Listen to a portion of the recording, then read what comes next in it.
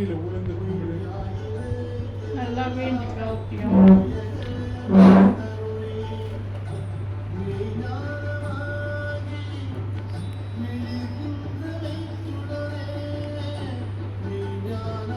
இந்த வெத்தலையில தண்ணி எடுத்து சுற்றி போட்டு அவருக்கு ஊட்டி விடு.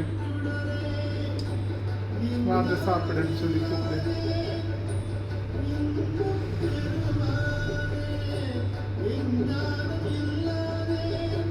எல்லா சாப்பாடும் தொட்டு தொட்டு